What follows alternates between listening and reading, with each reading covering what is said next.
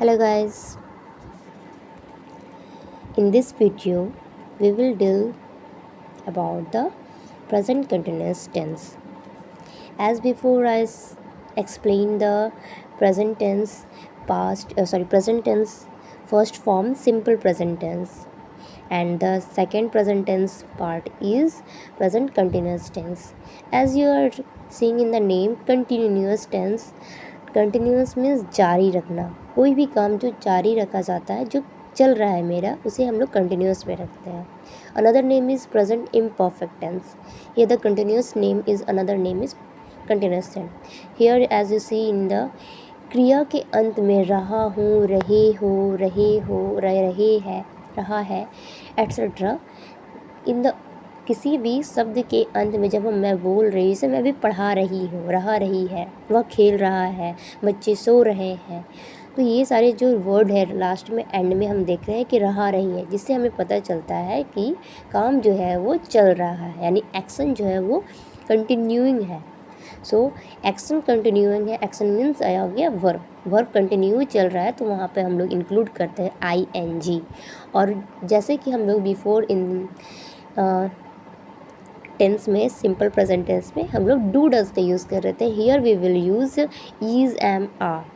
First person I के साथ में as you know already am use होता है। यू जो कि सेकंड पर्सन है, यू के साथ में आर होता है। थर्ड पर्सन के साथ में इज़ लगेगा।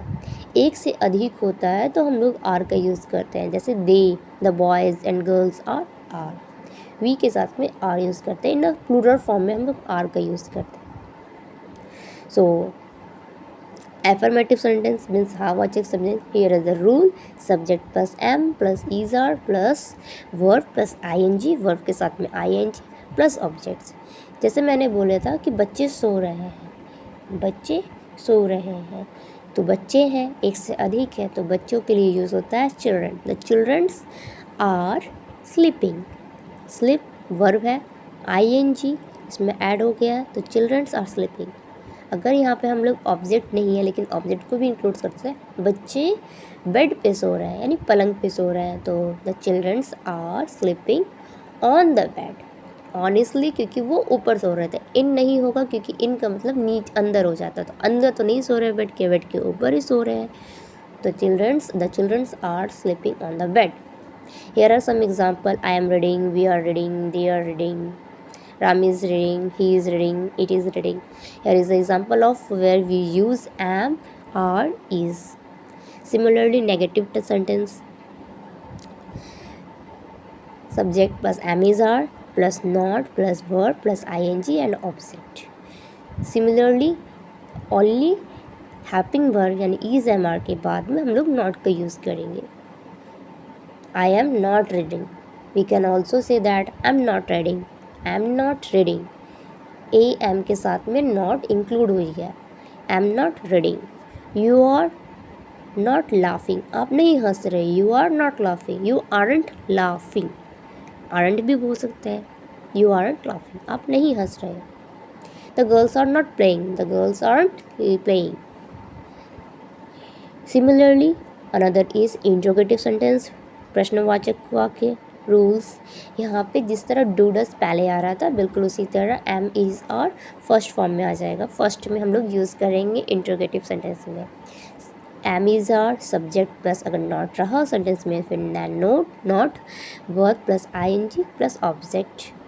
Short form is aren't and isn't, and another is WH words: am is are plus subjects plus not plus verb plus ing and plus object and plus question mark. Be sure about the question mark. Here is some example. Here is in example in English. I will tell you example in Hindi. Suppose, क्या बच्चों ने खाना खा लिया?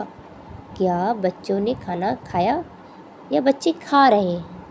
हम लोग यहाँ पर रहा रही का यूज़ कर रहे हैं, तो यहाँ पर हो जाएगा कि अगर मैं पूछ रही हूँ कि क्या बच्चे खाना खा रहे हैं, तो क्या बच्चे खाना खा रहे हैं, इसमें पूछना जा रहा है। इसका आंसर अगर यस या नो में यूज़ हो रहा है तो हम लोग यहाँ पर इज़ एम आर का यूज़ करेंगे, जो कि हमारा हेल्पिंग वर्ब है। Is, am, are, do, does, was, were, shall, will, ये सब हमारा हेल्पिंग वर्ब आता है। क्या बच्चे खाना खा रहे हैं, आस्किंग किया जा रहा है क्वेश्चन। इसका आंसर हम लोग यस या नो देंगे, तो हमारा इज एम आर फर्स्ट लगेगा। बच्चे हैं यानी कि आर होगा, तो are the childrens eating, are the childrens eating. बच्चे खाना नहीं खा रहे हैं, बच्चे खाना नहीं खा रहे हैं, तो क्या बच्चे खाना नहीं खा रहे हैं, are the childrens not, subject के बाद हम लोग नॉट यूज़ करेंगे, are the childrens not eating question mark. अगर हम लोग यहाँ पर शॉर्ट यूज़ करते हैं, आरंट का यूज़ करेंगे, तो aren't childrens eating, okay, aren't childrens eating question mark. अब हम लोग WH वर्ड्स का यूज़ करेंगे। बच्चे कहाँ खेल रहे हैं, बच्चे कहाँ खेल रहे हैं, वेयर आर यूज़ होगा। WH words where, am is are क्योंकि चिल्ड्रन से एक से अधिक है इसलिए आर, सब्जेक्ट चिल्ड्रन, नॉट नहीं है इसलिए नॉट का यूज़ नहीं करेंगे। Where are the childrens playing, verb play है, ING यूज़ हो गया, ऑब्जेक्ट नहीं है, ऑब्जेक्ट यूज़ नहीं किए हैं, प्लस क्वेश्चन मार्क। तो where are the childrens playing question mark, बच्चे कहाँ खेल रहे हैं। अब हम इसमें इसी सेंटेंस में नॉट और ऑब्जेक्ट यूज़ करेंगे। बच्चे मैदान में क्यों नहीं खेल रहे हैं, बच्चे मैदान में क्यों नहीं खेल रहे हैं। सो क्यों के लिए हम लोग यूज़ करेंगे वाई, WH वर्ड्स है। Why are the childrens not playing in the field, यहाँ पे नॉट भी आ गया है और इन द फील्ड हमारा ऑब्जेक्ट है वो भी आ गया। So the rules is WH words, am is are, subject not plus verb plus ING plus object plus question mark. Why are the childrens not playing in the field. अगर हम लोग short form use करते हैं aren't का, तो not subject से पहले लगेगा। For example, why aren't the children playing in the field, वो सही है। अगर आप ये शॉर्ट फॉर्म यूज़ करते हैं तो वो सब्जेक्ट से पहले लगेगा, लेकिन अगर आप शॉर्ट फॉर्म यूज़ नहीं करते हैं तो आप सब्जेक्ट के बाद यूज़ करिएगा। अगर आप बिगनर है, आप बना रहे हो, प्रैक्टिस कर रहे हो, तो मैं ये सजेस्ट करूँगा कि आप सब्जेक्ट्स के बाद ही नॉट लगाएं। लेकिन जब हम लोग स्पोकन करते हैं, बोलते हैं, तो हम लोग शॉर्ट फॉर्म को यूज़ कर लेते हैं, तो वो अलग हो गया। वो बहुत और सही, दोनों सही है। लेकिन अगर आप प्रैक्टिसिंग कर रहे हैं तो ये हमेशा माइंड पे रखिए कि सब्जेक्ट्स के बाद ही नॉट का यूज़ होता है। अगर आप प्रैक्टिस में अगर सिर्फ ओनली शॉर्ट फॉर्म यूज़ करोगे तो इसमें क्या है कि आप रूल्स को भूल जाओगे, थोड़ा सा कन्फ्यूज़न हो जाओगे, इसलिए दोनों प्रैक्टिस करना है। Here are some examples. Are we playing? Is he sleeping? Am I reading? Are you not going? Is Ram not reading? Am I not reading? When is he going?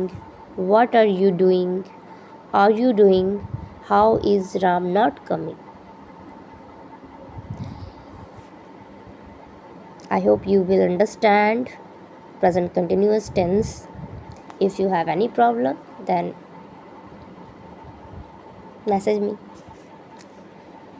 Thank you. In this video is enough. We will discuss in the next video the present perfect tense.